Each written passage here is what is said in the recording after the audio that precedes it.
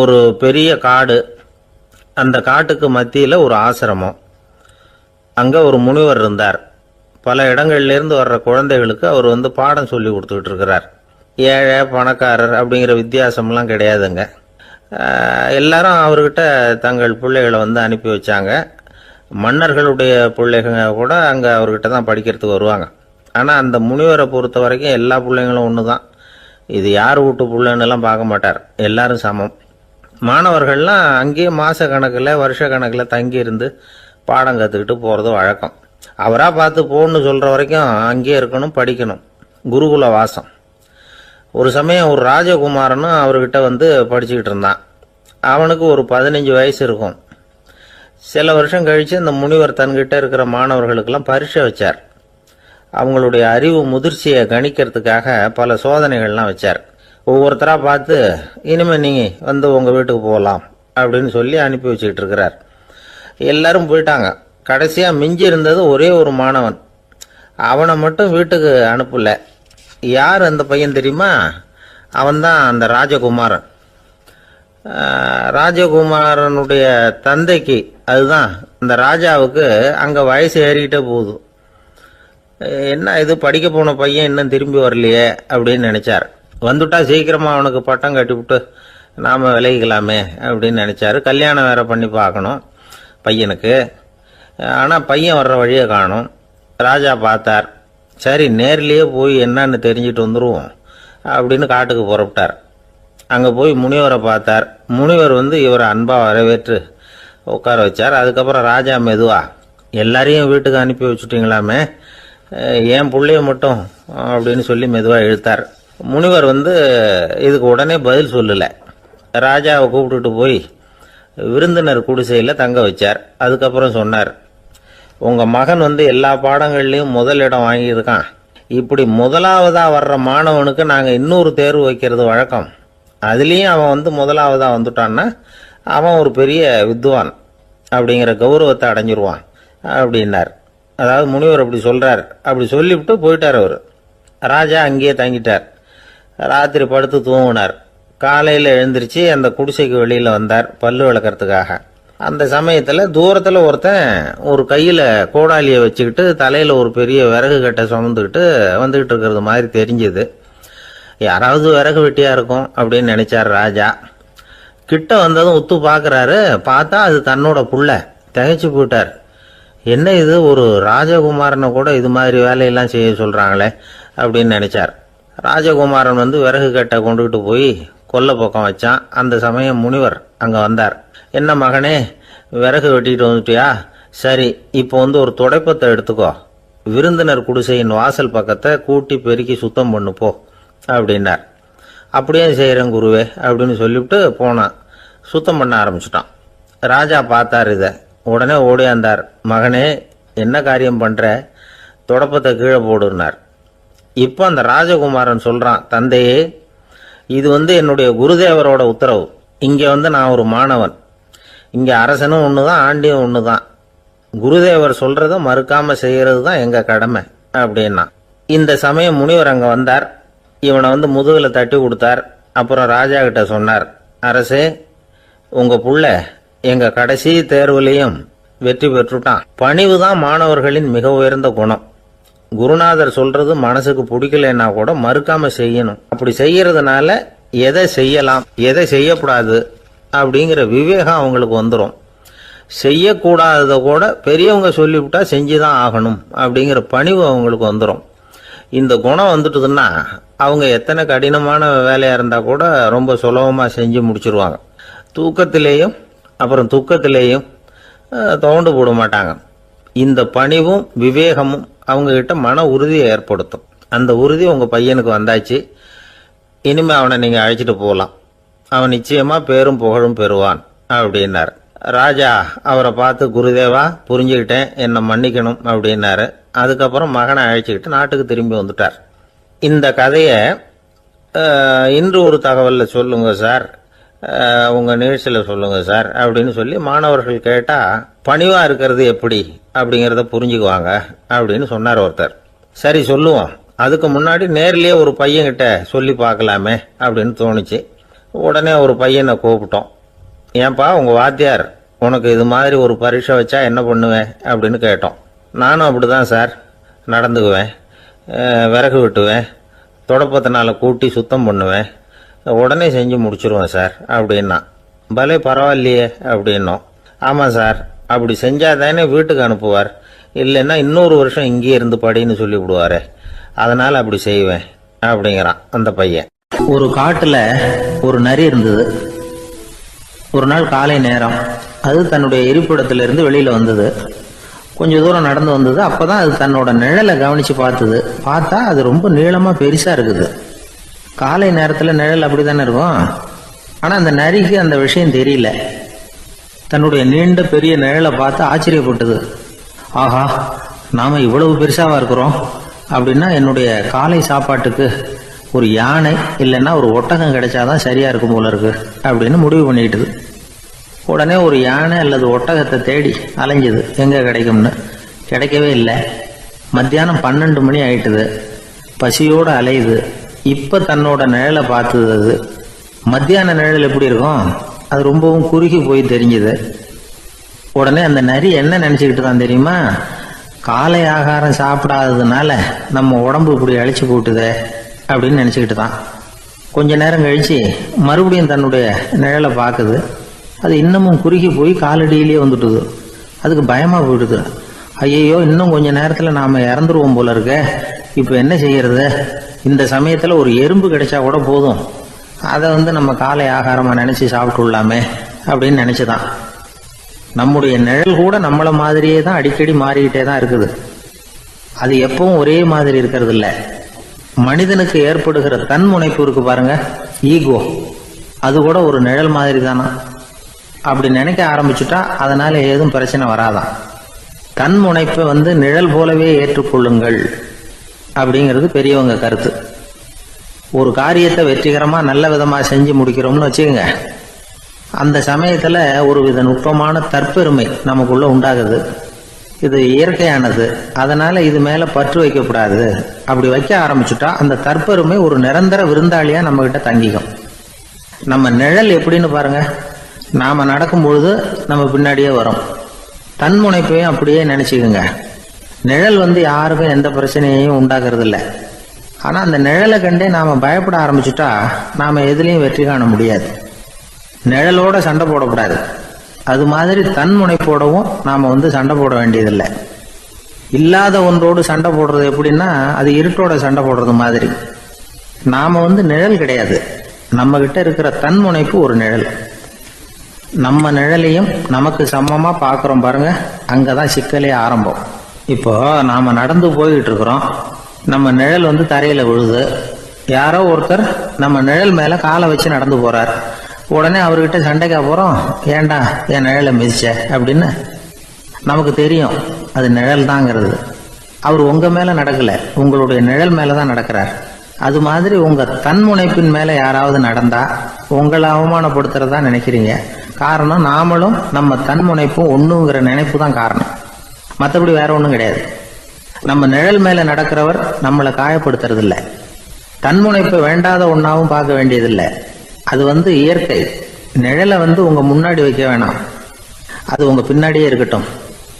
நிழலின் நிழலாகி விடாதீர்கள், நீங்கள் நீங்களாகவே இருங்கள். இதுதான் சான்றோர் சிந்தனை. ஒரு பேருந்துல ஒரே நெரிசல். ஒருத்தர் பக்கத்தில் நின்றுகிட்டு இருந்தவர்கிட்ட ரொம்ப பணிவாக விசாரிச்சார், ஏன் சார் நீங்கள் ஏதாவது பெரிய உத்தியோகத்தில் இருக்கிறீங்களா அப்படின்னார். அப்படிலாம் ஒன்றும் இல்லைங்கன்னார் அவர். அப்படின்னா வேற ஏதாவது அரசியலில் பெரிய பதவியில் இருக்கிறீங்களா அப்படின்னு கேட்டார். அதுவும் இல்லைங்கன்னார். சரி, பணமாவது அதிகமாக வச்சுருக்கீங்களா அப்படின்னு கேட்டார். அப்படிலாம் ஒன்றும் கிடையாது சார்னார் அவர். அப்புறம் எதுக்குடா என் காலை மிதிச்சுக்கிட்டு இருக்கிற, எடுறா காலை அப்படின்னாராம் இவர். அள்ள அள்ள குறையாதது அட்சய பாத்திரம், அது நமக்கு தெரியும், கேள்விப்பட்டிருக்கிறோம். ஆனால் போட போட நிரம்பாத ஒரு பாத்திரம் உண்டு. அது என்ன தெரியுமா? நம்மள பல பேர்கிட்ட அந்த பாத்திரம் உண்டு. அதுதான் பேராசை அப்படிங்கிற பாத்திரம். அதை நிறைவு செய்யவே முடியாது. பேராசையை பற்றி சுஃபி இலக்கியத்தில் ஒரு பிரபலமான கதை உண்டாம். அதை ஒரு பெரியவர் எடுத்து சொல்லியிருக்கிறார். ஒரு மன்னர் நகர்வலம் போயிட்டு இருக்கார். ஒரு பிச்சைக்காரன் மன்னர் எதிரில் வரான். பிச்சை போடுங்கிறான். என்னுடைய அமைதியை கெடுக்காதே போங்கிறார் மன்னர். அவன் சிரிக்கிறான். அரசே, உங்களுடைய அமைதி கெடக்கூடிய நிலையில் இருந்தா அதுக்கு பேர் அமைதியே கிடையாது அப்படின்னு ஆனா. எதிரில் நிக்கிறது வெறும் பிச்சைக்காரன் இல்லை, யோகி அப்படிங்கிறத மன்னர் புரிஞ்சுக்கிட்டார். துறவியே, உங்களுக்கு என்ன வேணும்னாலும் கேளுங்க, கொடுக்குறேன்னாராம். அந்த துறவி மறுபடியும் சிரிக்கிறார். அரசே, உங்களால முடியாததையெல்லாம் கொடுக்க முடியும்னு சத்தியம் செய்யாதீங்க அப்படின்னார்.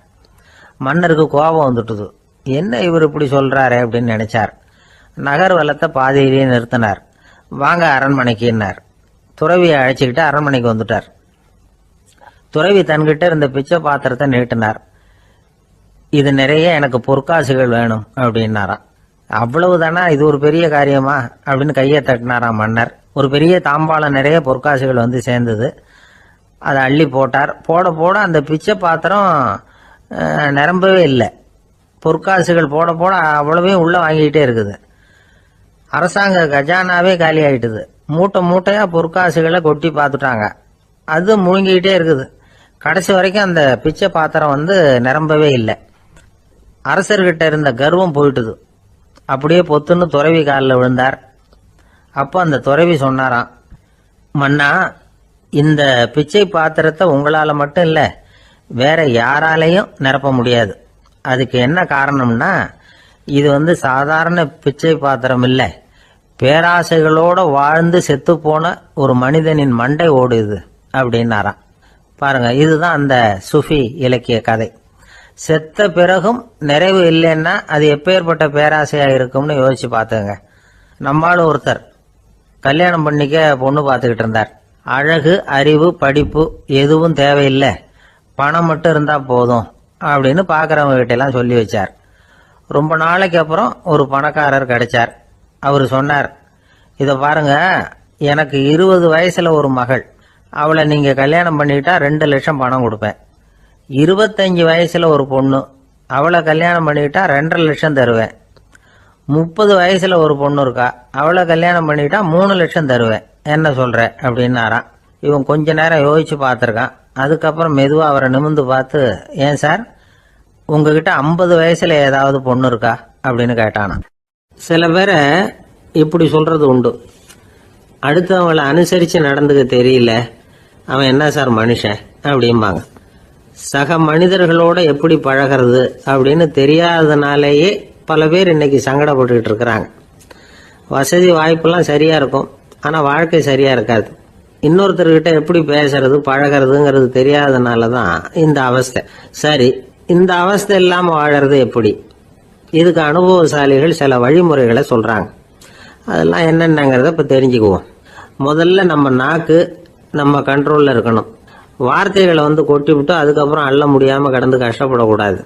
எப்படி பேசுறோங்கிறதும் முக்கியம், பேசுறப்ப எப்படி முகத்தை வச்சிருக்கிறோங்கிறதும் முக்கியம். அன்பா பேசினாலும் நல்லா இருக்கும். அப்படி பேசுறப்ப ஆதரவா அவர் தோள் மேல ஒரு கையை போட்டுக்கிட்டு பேசினா இன்னமும் நல்லா இருக்கும். 2வது விஷயம், இன்னொருத்தர்கிட்ட பேசுறப்ப வாக்குறுதிகளை அள்ளி வீசக்கூடாது. கொடுக்கற வாக்குறுதி குறைச்சலா இருக்கணும். அப்படி கொடுத்த வாக்குறுதியை கண்டிப்பா நிறைவேற்றணும். நாம ஒருத்தரை பாராட்டுறோம் அல்லது அவரை பத்தி அபிப்பிராயம் சொல்றோம்னா அது ஆக்கப்பூர்வமா இருக்கணும். நம்ம பாராட்டு அல்லது விமர்சனம் அடுத்தவருடைய முன்னேற்றத்துக்கு உதவுறது மாதிரி இருக்கணும். நாம சொல்றதை கேட்டுட்டு அவன் தலையில கையை வச்சுட்டு உட்காந்துடக்கூடாது. எப்பவும் உற்சாகமா இருக்கணும், முகம் மலர்ச்சியா இருக்கணும். மனுஷன் இருந்தா வருத்தம், கவலை, ஏமாற்றம் எல்லாம் இருக்கதான் செய்யும். அதெல்லாம் மனசுல இருக்கட்டும். அந்த வருத்தமும் கவலையும் ஏமாற்றமும் சேர்ந்துக்கிட்டு நம்ம முகத்துல இருக்கிற மலர்ச்சியை மூடி மறைக்கிறதுக்கு நாம இடம் கொடுத்துடக்கூடாது. எந்த விஷயத்தை பத்தி யாருகிட்ட பேசினாலும் வெளிப்படையா பேசணும், திறந்த மனசோட பேசணும். மூடி மறைச்சி முன்னு மூழ்கிட்டு இருக்கக்கூடாது. இன்னொருத்தர்கிட்ட பேசுறப்போ விவாதம் பண்ணுங்க, அது தப்பு இல்லை, ஆனா வாதாடிக்கிட்டு இருக்கக்கூடாது. அதாவது என்ன சொல்றாங்கன்னா, டிஸ்கஸ் பண்ணலாம், ஆர்கியூ பண்ணக்கூடாதான். நம்ம கிட்ட இருக்கிற நல்ல குணங்களை நாம எடுத்து சொல்லிட்டு இருக்கக்கூடாது. அந்த நல்ல குணங்களே நம்மளை பத்தி எடுத்து சொல்லணும். அது மாதிரி நடந்துக்கணும். அதே மாதிரி அடுத்தவங்க கிட்ட உள்ள கெட்ட குணங்களை பத்தி அவசியம் இல்லாம நாம பேச வேண்டியதில்லை. உங்களை பத்தி யாராவது தப்பா பேசுறாங்களா, அப்படி அவங்க பேசுறதுல உண்மை இல்லையா அப்படின்னா அதை நீங்க பொருட்படுத்த வேண்டியதில்லை, விட்டுடலாம். அது தானா போயிடும். ஒரு 4-5 பேரோட பேசிட்டு இருந்தீங்கன்னா எல்லாருக்கும் முக்கியத்துவம் கொடுங்க, யாரையும் அலட்சியப்படுத்தாதீங்க. தமாஷா பேசலாம், ஆனா உங்க தமாஷ் வந்து அடுத்தவங்களை வந்து கேலி பண்றதா இருக்கக்கூடாது. நமக்கு கிடைக்க வேண்டியது கிடைக்கலையே அப்படிங்கிற தவிப்பு நம்மகிட்ட இருக்கக்கூடாது. அது தேவையில்லை. உங்கள் செயல்பாடுகள் தெளிவாக இருக்கட்டும், பாராட்டு தானாக உங்களை தேடிட்டு வரும். இன்னொரு மனுஷனுடைய மனசில் கௌரவமான ஒரு இடத்த பிடிக்கணும்னா நாம் இந்த குணத்தை எல்லாம் நம்மகிட்ட வளர்த்துக்கணும். இதெல்லாம் அனுபவசாலிகள் சொல்லியிருக்கிற குறிப்புகள். இந்த குறிப்புகளை சரியாக புரிஞ்சுக்கணும், அது முக்கியம். தப்பாக புரிஞ்சுக்கிட்டா என்ன ஆகும் தெரியுமா? இதை கேளுங்க. ஒருத்தர் வந்தார். சார், அடுத்தவங்க தோள் மேலே கையை போட்டுக்கிட்டு அன்பாக பேசணும்னு சொன்னீங்க. அப்படிதான் பேசினேன். அவர் முதுக கூட தட்டி கொடுத்தேன். என் வேலை போயிடுது சார், வீட்டுக்கு அனுப்பிச்சிட்டாங்க அப்படின்னார். யாருக்கிட்ட அப்படி பேசுனீங்கன்னு கேட்டோம். என் முதலாளிகிட்ட சார் அப்படிங்கிறார் ரொம்ப சோகமா. ஒரு மாணவனை பார்த்தேன். என்ன தம்பி படிப்புலாம் எப்படி இருக்குது அப்படின்னு விசாரித்தேன். அவன் ரொம்ப அழுத்துக்கிட்டான். நான் நல்லா தான் சார் படிக்கிறேன், இருந்தாலும் புத்தியில் சரியாக ஏற மாட்டேங்குது சார் அப்படின்னா. சரி, இவனும் நம்ம ரகம்தான் அப்படின்னு சொல்லி முடிவு பண்ணிட்டோம். கல்வி கற்கக்கூடிய ஒரு மாணவன் சம்பந்தப்படுற புத்திகள் பல வகை. அதை பற்றி ஒரு பெரியவர் விளக்கி இருக்கிறார். மிருத்து புத்தின்னு ஒன்று இருக்குதான். மிருத்துன்னா மண். மண்ணால் செவுறு கட்டுறோம்ல, மண் சுவரில் ஆணி அடிக்கிறதும் சுலபம், அதை பிடுங்கி எடுக்கிறதும் சுலபம். அது மாதிரி சில பேர் குரு சொல்லி கொடுக்குறத சுலபமாக கேட்டு தெரிஞ்சு வச்சுக்குவாங்க, கொஞ்ச நேரத்தில் சுலபமாக மறந்தும் போயிடுவாங்க. இது மிருத்து புத்தின்னு பேர், மண் புத்தி. தாரு புத்தின்னு ஒன்று உண்டான். தாருன்னா மரம். அதில் பச்சை மரத்தில் ஆணி அடிக்கிறது சுலபம், ஆனால் அதை எடுக்கிறது கஷ்டம். அது மாதிரி ஆசிரியர்கிட்ட இருந்து கேட்டதை கவனமாக மனசில் பதிய வச்சுக்கிட்டு அதை மறக்காமல் இருக்கிறது தாரு புத்தி. பட்டை மரமாக இருந்தால் அதில் ஆணி அடிக்கிறதும் கஷ்டம், அடிக்கிற ஆணியும் சீக்கிரம் நழுவிடும். அது மாதிரி கேட்குற விஷயம் மனசில் பதியறதும் கஷ்டம். அப்படியே பதிஞ்சாலும் அது நீடிச்சு இருக்கிறதும் கஷ்டம், கொஞ்ச காலத்தில் மறந்துடும். இன்னொரு வகை புத்தி ஒன்று உண்டு, அதுக்கு பேர் சிலா புத்தின்னு பேர். சிலான்னா கல். ஒரு கருங்கல்லில் 4 துளையை போட்டு ஒரு துளையில் உளிய வச்சு அடித்தா மற்ற துளை வழியாகவும் பிளந்து கல் 2ஆயிடும். அது மாதிரி சந்தியான இடங்களில் குறிப்பாக ஒரு பொருளை சொன்னால் அதை வச்சுக்கிட்டு மற்றதையும் தெரிஞ்சுக்கிறது, அது சிலா புத்தின்னு பேர். வேணு புத்தின்னா என்ன தெரியுமா? வேணுன்னா மூங்கில். மூங்கில் கணுவில் ஒரு பக்கம் உளிய வச்சு அடித்தா 2 பக்கமும் பிளந்துடும். அது மாதிரி ஒரு செய்தியை கேட்டுக்கிட்டு இருக்கிறப்பவே அதோட முன்பின் தொடர்களையும் தெரிஞ்சுக்கணும், அது வேணு புத்தி. தைல புத்தின்னு ஒன்று உண்டு. தைலம்ங்கிறது எண்ணெய்.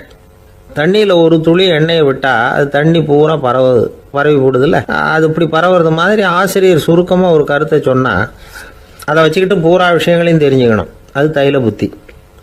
கற்பூர புத்தின்னு ஒன்று கேள்விப்பட்டிருக்கோம். அது எப்படின்னா, கற்பூரம் தீ பட்ட உடனே பிடிச்சிக்கும். ஆசிரியர் சொன்ன உடனே நுண்ணறிவோட பாடங்களை புரிஞ்சுக்கிறது இந்த வகை புத்தி. கரி புத்தின்னு ஒன்று.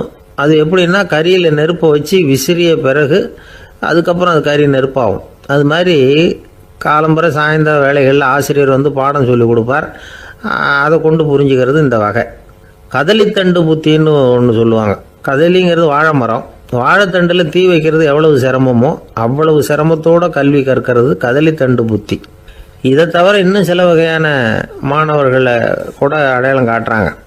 ஆசிரியர் சொன்னதில் நல்லதை மட்டும் எடுத்துக்கிறவன் அன்னம். ஆசிரியர் கிடைச்ச இடத்துல பாடத்தை கேட்டுக்கிட்டு பிறகு தனியாக உட்காந்து சிந்திக்கிறவன் பசு. பசுமாடு அப்படி தானே, புல் கண்ட இடத்துல மேயும், அதுக்கப்புறம் நிதானமாக அசை போட்டுக்கும்.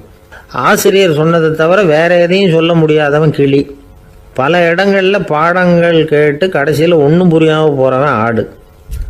ஆடு ஒரு செடியில் வயிறார மேயாது, ஒரே செடியில். இக்கரைக்கு அக்கறை பச்சைன்னா அங்கேயும் இங்கேயும் அலைஞ்சிக்கிட்டே இருக்கும். சில பேருக்கு எருமைன்னு பேர். எருமை எப்படின்னா குளத்து நீரை கலக்கி தான் குடிக்கும். அது மாதிரி ஆசிரியர் மனசை நோக செய்து பயில்கிற மாணவர்கள்லாம் இந்த ரகம். இவ்வளவுலாம் இருந்தாலும் இந்த காலத்து மாணவர்கள்லாம் ஒரு தனி ரகம். ஒரு ஆசிரியர் வகுப்பில் பாடம் நடத்திக்கிட்டு இருந்தார். இலக்கண வகுப்பு.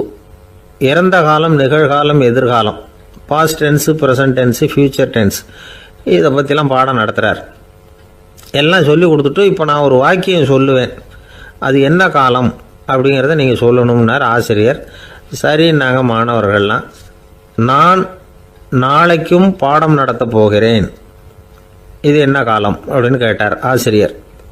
அதாவது நான் நாளைக்கும் பாடம் நடத்த போகிறேன், இந்த வாக்கியம் என்ன காலம்னு கேட்டார். ஒரு பையன் மெதுவாக எழுந்திரிச்சு சொன்னான், இது எங்கே போதாத காலம் சார் அப்படின்னு சொல்லிவிட்டு உட்காந்துட்டானா. ஒரு பள்ளிக்கூடம், அதில் வசதியான வீட்டுக்குள்ள ஒருத்தன் படிச்சுக்கிட்டு இருந்தான். இன்னொரு ஏழை பையனும் அங்கே படிச்சுக்கிட்டு இருக்கிறான். இவங்க 2 பேரும் ஒரே தெருவில் தான் இருக்கிறாங்க. பணக்கார வீட்டு பையன் பங்களாவில் இருந்தான். அவனுக்கு வேலை செய்யறதுக்காக சில வேலை ஆட்கள் உண்டு. அதனால அவன் நல்லா சாப்பிடுவான், தூங்குவான். ஏதோ வரணுமேங்கிறதுக்காக பள்ளிக்கூடத்துக்கு வருவான், போவான், அவ்வளவுதான். இந்த ஏழை பையன் இருக்கானே, அவன் அப்படி இல்லை. காலையில் எழுந்திருப்பான், உடற்பயிற்சி பண்ணுவான், அவங்க வீட்டில் கிடைக்கிற சாதாரண உணவு அதை அளவோடு சாப்பிடுவான், வீட்டில் உள்ள வேலைகளையும் செய்வான், பள்ளிக்கும் தவறாமல் வந்துடுவான். அவனுக்கு கூட பிறந்த சகோதர சகோதரிகள் 8 பேர். எல்லாரும் தன்னம்பிக்கையோடு அவங்க வேலையை செஞ்சுக்கிட்டு இருந்தாங்க. இந்த பையன் எப்பவும் உண்மையை தான் பேசுவான், கடமையை ஒழுங்காக செய்வான். ஆசிரியர்களுக்கு இவனை ரொம்ப பிடிக்கும். அதனால் இவனை அந்த பள்ளிக்கூடத்து மாணவர் தலைவனாக ஆக்கியிருந்தாங்க. இது அந்த பெரிய இடத்து பையனுக்கு பிடிக்கல. மாணவர் தலைவனுக்கு பணிஞ்சு போகிறதுக்கும் அவனுக்கு விருப்பம் இல்லை. ஒரு நாள் வகுப்பில் ஆசிரியர் எல்லா மாணவர்களுக்கும் ஒரு வேலை கொடுத்தார். எல்லாரும் அதை சுறுசுறுப்பாக செஞ்சுக்கிட்டு இருக்கிறாங்க. இவன் மட்டும் சோம்பலாக உட்காந்துருக்கிறான். ஆசிரியர் அந்த பக்கமாக வந்தார், இதை பார்த்துட்டார். உடனே மாணவர் தலைவனாக இருக்கிற அந்த ஏழை பையனை கூப்பிட்டார். இந்த பாருப்பா, ஏன் அந்த பையன் இப்படி சும்மா உட்காந்துருக்கிறான், என்னன்னு விசாரிச்சு சொல்லு அப்படின்னு சொல்லிவிட்டு உள்ளே போயிட்டார். இவன் மெதுவாக போய் அவங்ககிட்ட விசாரிச்சான், ஏன் இப்படி சோர்ந்து போய் உட்காந்துருக்கிற அப்படின்னு. அவன் ரொம்ப அலட்சியமாக இவனை திரும்பி பார்க்குறான். என்னோட சிரமம் உனக்கு என்ன தெரியும்? வீட்டில் என்னுடைய சௌகரியங்களை கவனிக்கிற வேலை ஆட்கள் 2 பேரும் இன்னைக்கு வேலைக்கு வரல. அதனால் என்னோட வேலையெல்லாம் நானே கவனிக்கிற மாதிரி ஆயிட்டுது. அதனால் சோர்ந்து போயிட்டேன் அப்படின்னு நான். அப்புறம் கேட்டிருக்கான், அது சரி, உன்னுடைய வீட்டில் உன்னுடைய வேலைக்காரங்க வராத போது நீ எப்படி சமாளிக்கிற அப்படின்னு கிண்டலாக கேட்டிருக்கான். அதாவது இவன் ஏழைங்கிறதையும் இவன் வீட்டில் வேலை செய்யறதுக்கு யாரும் இல்லைங்கிறதையும் இப்படி சொல்லி கிண்டல் பண்ணுறான். இந்த ஏழை பையனுக்கு இது புரிஞ்சுது. மனசு வேதனை போட்டுது. இருந்தாலும் வெளியில் காட்டியாமல் சிரிச்சுக்கிட்டே சொன்னானா, எனக்கு அந்த கவலையே கிடையாது. என்னுடைய உதவிக்கு நான் நினைச்ச உடனே என்னுடைய காரியத்தை செய்யறதுக்கு 8 பேர் எப்பவும் தயாராக இருப்பாங்க அப்படின்னு நான். இவன் இப்படி சொன்னதும் அவனுக்கு ஒரு மாதிரி ஆயிட்டு தான். தலையை குனிஞ்சுக்கிட்டே போயிட்டான். உள்ளே உட்காந்துருந்த ஆசிரியர் காதில் இது விழுந்தது. உடனே இந்த ஏழை பையனை உள்ளே கூப்பிட்டு போனார், கேட்டார், என்னப்பா அப்படி சொல்கிற? இவன் பொய் சொல்ல மாட்டாங்கிறது அவருக்கு தெரியும். அவனை சமாளிக்கிறதுக்காக இப்படி ஒரு பொய்யை சொல்லியிருப்பாங்கிறதையும் அவரால் ஏற்றுக்க முடியல. ஏன்ப்பா, நீ நினைக்கிற காரியத்தை செய்ய 8 பேர் தயாராக இருக்கிறதா சொன்னிய, உன்னுடைய சகோதர சகோதரிகளை குறிப்பிட்டு அப்படி சொன்னியா அப்படின்னு கேட்டார். இல்லைங்க ஐயா, நான் அவங்கள குறிப்பிட்டு அப்படி சொல்லலைன்னா. அப்படின்னா பொய் சொன்னியா? இந்த சின்ன விஷயத்துக்கு அப்படி பொய் சொல்லலாமான்னார். ஐயா, நான் பொய்யும் சொல்லலைன்னா. இவன் அப்படின்னா நீ சொன்னதுக்கு என்ன அர்த்தம்னார். இப்போ அந்த பையன் சொல்கிறான், ஐயா, நான் நினைக்கிறத செய்து முடிக்க என் கூட இருக்கிற அந்த 8 பேர் யாருன்னா 2 காலு, 2 கை, வாய், மூக்கு, கண்ணு, காது, ஆக மொத்தம் 8. இவங்க தான் இந்த வேலை ஆட்கள். நான் சொல்கிறத செய்யறதுக்கு, நான் சொல்கிறத கேட்கறதுக்கும் செய்யறதுக்கும் அவங்க எப்பவும் தயாராக இருக்காங்க. அந்த அளவுக்கு என்னுடைய பயிற்சிகள், பழக்க வழக்கங்கள் மூலமாக அவங்கள நல்ல நிலைமையில் வச்சிருக்கிறேன் அப்படின்னா. இந்த கதையை சுவாமி சின்மயானந்தர் சொல்கிறது வழக்கம். இயற்கை நமக்கு கொடுத்துருக்கிற வேலை ஆட்கள் இந்த 8. இவங்களை நல்ல முறையில் வச்சிருந்து வேலை வாங்க வேண்டியது நம்முடைய கடமை. அந்த கடமையை ஒழுங்காக செஞ்சுக்கிட்டு வந்தால் வாழ்க்கையில் வெற்றி நிச்சயம். இல்லைன்னா குழப்பம்தான். புத்தி சரியா இல்லைன்னா இந்த வேலையாட்கள் நாம் சொல்கிறத கேட்க மாட்டாங்க. ஒருத்தன் குடி போதையில் தள்ளாடி தள்ளாடி போய் ஒரு மரத்தில் முட்டிக்கிட்டானான். தலையில் கட்டு போட்டுக்கிட்டு மறுநாள் வந்திருக்கான். ஏன்டா இப்படி பண்ணுறேன்னு கேட்டிருக்காங்க. நான் ஒதுங்கி போன்னு தான் சொன்னேன், அது கேட்கல அப்படின்றான். எது கேட்கல? உன்னோட காலா அப்படின்னு கேட்டிருக்காங்க. இல்லைங்க, அந்த மரம் அப்படின்னு நானா. கணவன் மனைவி அன்பா இருக்கணும், ஒருத்தர் நல்லா புரிஞ்சுக்கணும், விட்டு கொடுக்குற மனப்பான்மை வேணும். அதுதான் ஒரு நல்ல குடும்பம். இன்னைக்கு பல குடும்பங்களில் அர்த்தமில்லாத சண்டைகள் தான் அதிகம். கிராமப்புறங்களில் வேடிக்கையாக ஒரு கதை சொல்லுவாங்க. ஒரு ஊரில் ஒரு ஆள் இருந்தான். வேலை வெட்டி இல்லாமல் சும்மாவே இருந்தான். அவனுக்கு கல்யாணம் பண்ணி வச்சாங்களாம். மனைவி வந்து சேர்ந்தா. சும்மாவே உட்காந்துருக்கிறியே, ஏதாவது சம்பாதிக்கிற வழியை பாரு அப்படின்ட்டு இருக்கா. அதுக்கு தான் யோசனை பண்ணிட்டு இருக்கிறேன், ஒரு அருமையான ஐடியா அப்படின்னு நானா. என்ன அது சொல்லு அப்படின்னு இருக்கா. அவ ஒரு ஆட்டுக்குட்டி வாங்க போறேன்னு இருக்கான். அதை வாங்கி என்ன பண்ண போறேன்னா, அந்த குட்டி வளரும், பெருசாகும், அதுக்கப்புறம் அது நிறைய குட்டி போடும் அப்படின்ட்டுருக்கான். சரி, அப்புறம் என்ன, அதையெல்லாம் சந்தையில் கொண்டுட்டு போய் விற்றுவிட்டு அந்த காசுக்கு ஒரு எருவு மாடு வாங்கலாம். சரி, அது எதுக்கு?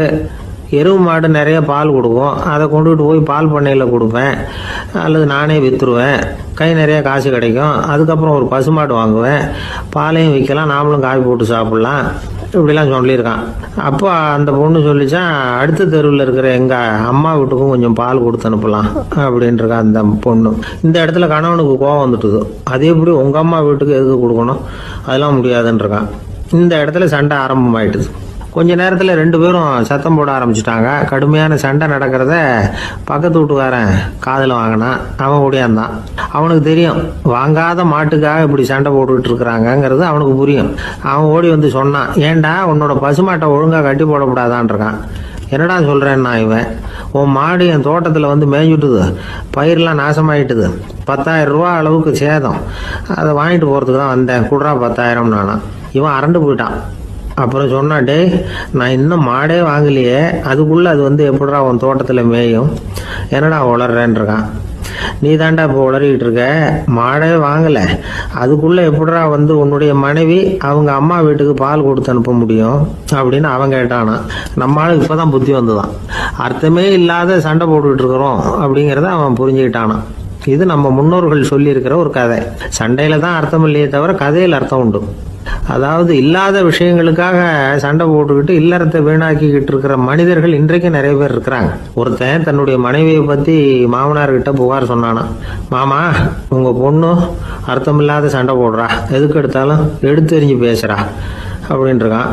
நீ எப்படி மாப்பிள்ளை அதை சமாளிக்கிற அப்படின்னு கேட்டிருக்காரு அவரு. அவள் எடுத்தெறியறது என் மேலே படாமல் ஒதுங்கி நின்றுக்கிறேன் அப்படின்னு நானா இவன். ரொம்ப பேருக்கு கூட்டத்தில் பேசுறதுன்னா பயம். நமக்கு ஒன்றும் தெரியாதுன்னு மற்றவங்க நினச்சிடக்கூடாதுங்கிற எண்ணம் தான் இதுக்கு காரணம். ரொம்ப முக்கியமான ஒரு கூட்டம்னா பயம் அதிகமாக இருக்கும். முக்கியமானவங்கள்லாம் வருவாங்களே, அவங்கெல்லாம் நம்மளை பற்றி மட்டமாக நினச்சிருவாங்களே அப்படிங்கிற பயம் வந்துடும். ஆனால் மேடை பேச்சுங்கிறது அவ்வளவு கடினமான ஒரு காரியம் இல்லைங்கிறாங்க அது சம்பந்தமான நிபுணர்கள். யாரும் பேச்சாளர் ஆகலாம், இது ஒன்றும் பெரிய கிஃப்ட் கிடையாது அப்படின்னு அவங்க சொல்கிறாங்க. நீங்கள் ஒரு சிறந்த பேச்சாளர் ஆகணுமா அப்படின்னா அதுக்குன்னு சில ஆலோசனைகளை சொல்லி வச்சிருக்கிறாங்க அனுபவசாலிகள். முதல் ஆலோசனை என்னென்னா, உங்கள் பேச்சு வந்து எளிமையாக இருக்கணும். ஏதாவது ஒரு கருத்து அல்லது 2 கருத்து சொன்னால் போதும். 20 அல்லது 30 கருத்துக்களை சொல்லிகிட்டே போகக்கூடாது. 2வது ஆலோசனை, நீங்கள் என்ன பேச போகிறீங்கிறது முதல்ல உங்களுக்கு நல்லா புரியணும். அதுக்கப்புறம் தான் அதை அடுத்தவங்களுக்கு புரிய வைக்க முடியும். எப்படி ஆரம்பிக்க போகிறோம், எந்த கருத்தை முக்கியமாக வலியுறுத்த போகிறோம், எப்படி முடிக்க போகிறோம் அப்படிங்கிறத முதல்ல நல்லா சிந்திச்சு மனசில் வச்சுக்கணும். கடைசியாக என்ன சொல்கிறீங்களோ அதுதான் கேட்குறவங்க மனசில் நிற்கும். 3வது ஆலோசனை என்னென்னா, உங்கள் பேச்சு சுருக்கமாக இருக்கணும். ஒரு 15 நிமிஷம் பேசுகிறது ரொம்ப பொருத்தம். மணிக்கணக்கில் பேசிக்கிட்டு இருக்கிறது நல்லதில்லை. 4வது ஆலோசனை, நீங்கள் பேசுகிறது உண்மையாக இருக்கணும். உங்களுக்கு உண்மையான அனுபவங்கள் இருக்கும், அதை சொல்லலாம். உங்களுடைய உண்மையான அனுபவங்களை மற்றவங்களோட பகிர்ந்துக்கணும், அதுதான் முக்கியம். 5வது ஆலோசனை, ஆரம்பத்தில் கொஞ்ச நேரம் உங்களை பற்றியும் எதிரில் உள்ளவங்களை பற்றியும் சம்மந்தப்படுத்தி ஏதாவது பேசி ஒரு நெருக்கத்தை ஏற்படுத்திக்கணும். ஒவ்வொருத்தரும் இப்போ இவர் பேச போகிறது நம்ம சம்மந்தப்பட்டது அப்படின்னு நினைக்க ஆரம்பிச்சிருவாங்கல்ல, அதுக்கப்புறம் அவங்க கேட்க தயாராகிட்டாங்கன்னு அர்த்தம். எதிரில் உட்காந்துருக்கிற கூட்டத்திலிருந்து 3 பேரை தேர்ந்தெடுங்க. அதாவது வலது பக்கம் ஒருத்தர், நடுவில் ஒருத்தர், இடது பக்கம் ஒருத்தர். அதாவது உங்களை வந்து ரொம்ப கனிவாகவும் ஆர்வமாகவும் பார்க்குறவராக பார்த்து தேர்ந்தெடுத்துங்க மனசுக்குள்ளே. நீங்கள் பேசும்பொழுது என்ன பண்ணணும்னா, இவங்களை நேருக்கு நேராக மாறி மாறி பார்த்துக்கிட்டே பேசுனீங்கன்னா நீங்கள் ஏதோ ஒட்டுமொத்த கூட்டத்தையும் பார்த்து பேசுகிறதாக ஒரு உணர்வு அது ஏற்படுத்திவிடும். 6வது ஆலோசனை என்னென்னா, சொற்பொழிவுன்னா நீங்கள் பேசணும், படிக்கக்கூடாது. எழுதி படிக்கிறது நல்லா இருக்காது. குறிப்புகள் வேணும்னா வச்சுக்கலாம். படிக்கிறது பேப்பர்லேருந்து வர்றது மாதிரி இருக்கும், பேசுறது இதயத்திலேருந்து வர்றது மாதிரி இருக்கும். அப்புறம் 7வது ஆலோசனை சொல்கிறாங்க. அது என்னென்னா, மேடையில் ஏறி நின்ன உடனே இயல்பாக மூச்சை இழுத்து விட்டுங்க, இயல்பு நிலைக்கு வாங்க, அதுக்கப்புறம் இயல்பாக பேச ஆரம்பிக்கலாம் அப்படிங்கிறாங்க. இவ்வளவும் வந்து பேச்சு கலையில் வல்லுநர்களாக இருக்கிறவங்க சொல்லுகிற ஆலோசனைகள். இதையெல்லாம் கடைபிடிச்சா நமக்கும் அதுக்கும் வெகு தூரம்னு நினச்சிக்கிட்டு இருந்த ஒன்று இப்போ கிட்டத்தில் நெருங்கி வந்துடும். நாம் சொல்கிறபடியெல்லாம் அது கேட்கும்.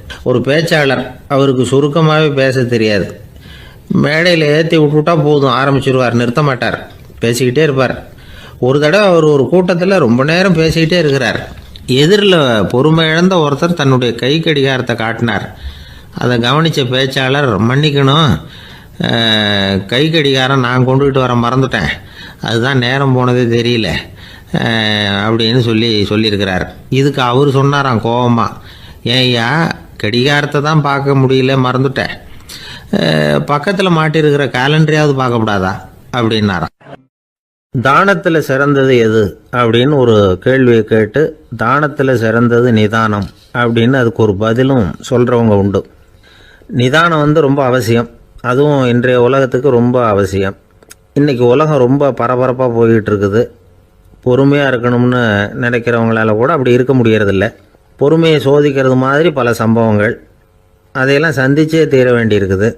எங்கே போனாலும் க்யூவில் நிற்க வேண்டியிருக்குது, எங்கே போனாலும் காத்துக்கிட்டு இருக்க வேண்டியிருக்கு. ஆஃபீஸ்லேயோ வீட்லேயோ கூட நீங்கள் நிதானமாக பொறுமையாக நடந்துக்க தெரியலன்னா உங்களுக்கு சிடுமூஞ்சி, முசுடு இப்படிலாம் பேர் வச்சுருவாங்க. அது உங்களுக்கு தேவையா? சரி, வாழ்க்கையில் பொறுமைசாலின்னு பேர் வாங்கிறதுக்கு என்ன வழி?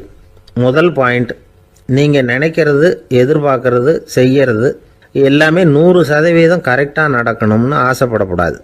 எதுவாக இருந்தாலும் அதில் ஓரளவுக்கு தவறு நடக்கலாம் அப்படிங்கிறத எதிர்பார்த்தே இருக்கணும். ஓரளவுக்கு அதை அனுமதிக்கணும். ஒரு நண்பரை 6 மணிக்கு ஒரு இடத்துக்கு வர சொல்லியிருக்கிறீங்க, 6 மணிக்கு அவர் வரலை, உடனே பொறுமை இழந்து நடந்துக்கக்கூடாது.